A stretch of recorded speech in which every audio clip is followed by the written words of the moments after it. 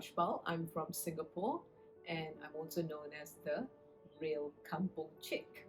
So I adopted the moniker real Kampong Chick because the past few years I've heard the term being used quite a lot. Let's have the Kampong spirit, let's have the Kampong spirit. And many of the people who are using this term may never have lived, first of all, in a kampong ever, or lived through that phase of in Singapore where there were kampongs. And so I thought, hang on, that's something that I can share with everybody, being born and raised in a kampong for the first 12 years of my life, and having seen Singapore go from the kampong stage to the developed city it is now. And I thought, I could tell a few stories on this. So that's how the real Kampong Chick was born. So when I started this channel, it was to document Singapore's development from my perspective, from the time it was a kampong to where it is now. And I started this research and I realized, oh my God, I am a first generation Singaporean, something that I had forgotten, because you see, my parents are immigrants. They came to Singapore in the 1950s, the early 1950s. And so I was born here. Only my oldest brother was born in India and the rest of our siblings were all born in Singapore. So we are first generation Singaporeans, born to Punjabi Sikh parents. And that again became something unique because the Punjabi Sikh culture is unique by itself.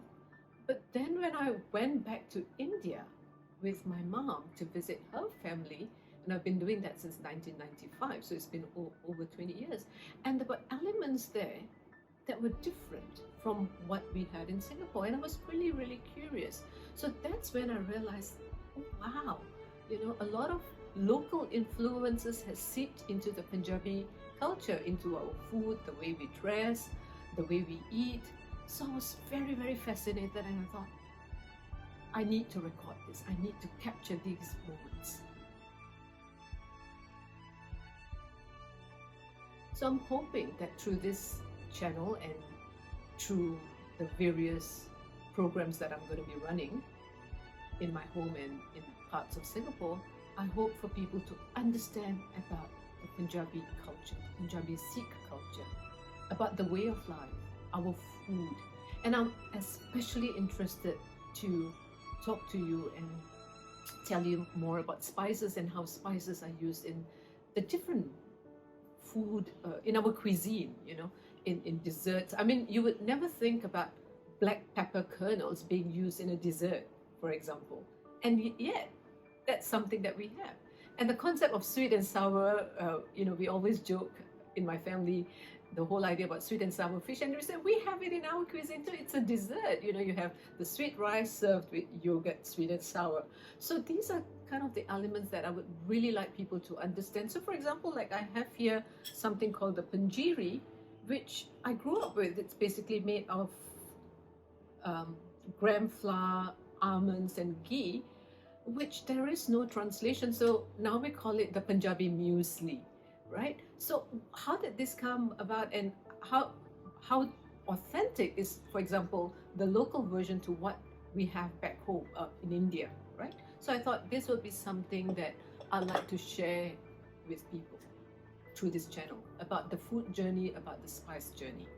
So there are going to be a few different series on this channel. The first one that I'm rolling out, I will be introducing my oldest brother and my mother. My father has passed on, and it's unfortunate I never had a chance to document him. So I have to live, or rather I will have to record his experience through them. So my mother, Joginda, her birth name was Nando, but then later on it was changed to Joginda when she got married, which was a common thing. And my eldest brother, Harbans, they came here together when he was about 9 years old, 9 years after my father had moved to Singapore. So I want to be able to document their journey. What was it like to have to leave your country and go to a place that you do not know anything about other than just stories that you hear, because you must understand the context in the 1950s. No television, newspapers, reports, not like we have internet, nothing that they could Google up. And it was just based on blind faith that they left their village with their few belongings and made that journey on the sea and come here and settled here. So that will be the first series that I'm rolling out. The second series that I'm rolling out is Cooking with Spices, and here it's twofold, and I'm really excited to bring spices and introduce spices not just to everyone, but also specifically to very young children. One of the things that I grew in Singapore, I'm puzzled when I see a kid eating roti prata, for example, with sugar. So whenever they go to the stall and ask roti prata with sugar, and I'm like, no, roti prata is eaten with curry. Why don't you give curry? Oh, it's spicy. So many people associate spice with chili. You know, it's spicy, it burns your tongue. But spice is not that. So I'm running a series of classes to introduce children to spices, right? To have some fun with it, to help them understand how spice, you know, makes food more delicious. And spice doesn't mean it's burning chili hot. And of course, I will have adult classes as well. Another series that I'm going to be running is also talking about how spices infuse into our food, into the Punjabi food. And also, I want to talk about how what we eat in Singapore has had the local influences, the Chinese influence, the Malay influence, right? The European influence. How all this mishmash. So what we have right now in terms of what we eat locally is not necessarily the pure form of Punjabi food. So I want to be able to capture the authentic Punjabi food, and I'll be doing a few classes with my mom on that one, as well as to bring in the fusion aspect of it as well, because we can't run away from it. The food will continue to evolve. So I would like to document how spices has, you know, the journey of spices, the history of spices, and the role it played in our cuisine, as well as looking at the fusion aspect of it. And then there's another area that I would like to share about, is basically the artifacts that families have. And this came about a few years ago. You know, my mom is almost hitting 90, and I realized that there are many of the things that, you know, would probably be discarded once she passes on. And I started hoarding them, you know, I started keeping them. And because I think these artifacts tell a story. For example, I have here what we call, you know, they're quite interesting gadget looking, but if you look at this is actually what we call a surmedani, right? And what it is actually has got black ground powder in it, which is the kajal that we use to line the eye. And so these are the kind of things that they would have brought about.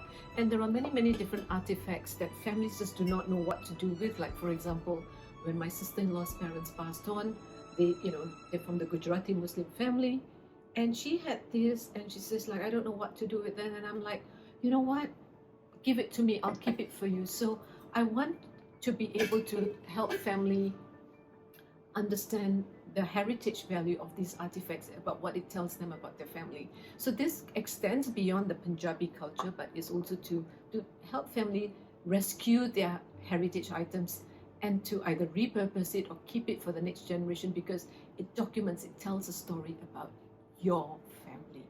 I want to be able to capture the different things that people can do in Singapore. That Singapore is actually not just the touristy attractions, which are beautiful, but there is more to Singapore. For example, the HDB story. I live in a HDB flat. I want to invite people into my HDB home to understand what HDB living is like and how it came about. How kampung life, the aspects of kampung life got transferred into HDB living, right? And it's something that I've lived through. I want to be able to share that. And another part of it is I want to be able to document certain interesting parts of Singapore, right? The little hidden enclaves, so that people know more about our culture, our way of life. And of course, date ideas for people in my age group, right? So for the young ones out there, watch my videos, watch my channel so that you can tell your parents, okay, this auntie and uncle are doing this, maybe you might want to consider date ideas. So, I mean, that's the fun part of it, but, it's also about rediscovering Singapore, especially now that we can't travel. Time to look inwards, time to discover Singapore.